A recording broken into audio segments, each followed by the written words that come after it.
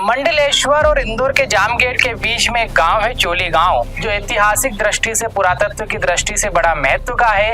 इस गांव में जब हम बहुत कुछ जानने आए तो हमें एक घर में एक प्रतिमा निकली है खुदाई के दौरान, उसके बारे में पता चला।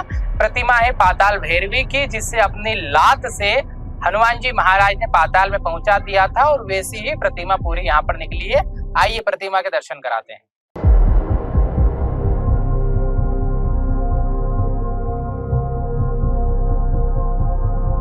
तो ये जो आपको दिख रही है, ये पाताल भैरवी की प्रतिमा है, देवी पाताल भैरवी, जिनको हनुमान जी ने अपनी लात के द्वारा भूमि में, पाताल में गाड़ दिया था। आप देखेंगे कि ये हनुमान जी का एक पैर है जो इनके मस्तक पर रखकर इन्हें भूमि में गाड़ दिया था।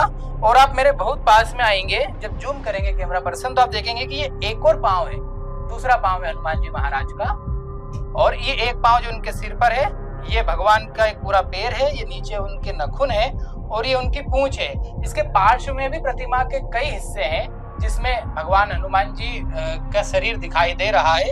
तो चोली गांव जो ऐतिहासिक दृष्टि से बड़ा महत्वपूर्ण है, वहां पर ये प्रतिमा निकली है।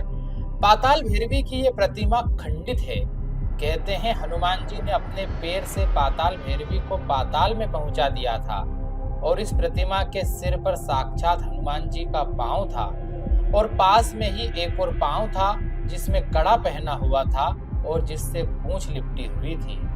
प्रतिमा के पीछे जो अवशेष है, ग्रामीण उसे प्रतिमा के अवशेष बताते हैं। साथ ही घर के बाहर एक मुकुट मिला है, ये मुकुट हनुमान जी के पंचमुखी रूप का बताया जाता है।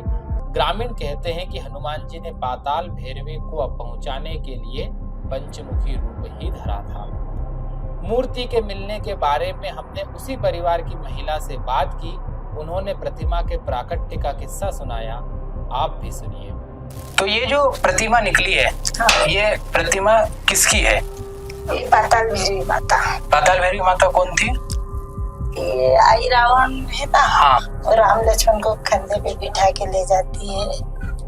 वहाँ तो राम जी ने पैर रखा है, हनुमान जी ने, हाँ हनुमान जी ने तो जमीन में गाड़ दी। अच्छा, तो प्रतिमा कब निकली? इसको निकली ये आपके घर में से? हाँ, हमारा घर। अच्छा, तो कैसे निकली, कैसे सोच पड़ी कि प्रतिमा अंदर है? ये जो पुराना मकान था, हाँ, तो ये दीवारें गिरी हुई थी, हाँ, तो ये खरंजा हुआ था, हमको बोला था कि यहाँ सफाई कर दो, तो यहाँ मतलब कि ये कर दा, खरंजो करेगा। हाँ, तो फिर ये माता निकली खुदाई में। हाँ, ठीक है, सपनों नहीं, इधर था वो हनुमान जी है ना, वो उधर, हाँ, वो इधर था यहाँ पर। अच्छा, वो यहाँ पर था, तो फिर ये नहीं थी, ये दबी हुई थी माता। अच्छा, तो फिर उसको हमको बोला कि यहाँ सफाई कर दो, हम खरंजा करवा देंगे। तो फिर हमने सफाई करी, तो फिर पत्थर वत्थर सब एक तरफ रखे, फिर ये माता निकली। अच्छा, फिर भी खरंजा हुआ थी, तो हम लोगों ने किया। अच्छा, तो इनकी सेवा चाकरी को अब कैसे क्रम है, अब कैसे करो? नवरात्रि में आरती करते हैं और रोज पूजा पाठ करते हैं। पूजा पाठ। हाँ। चोली सामान्य गांव नहीं है, ये एकमात्र गांव है जिसे छोटा वृंदावन भी कहा जाता है और छोटा बंगाल भी।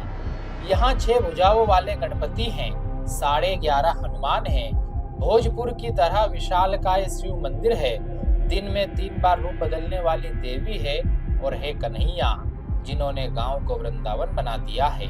सबके किस्से, सबकी ग्राउंड रिपोर्टिंग हम धीरे धीरे द जर्नलिस्ट पर ला रहे हैं। धन्यवाद।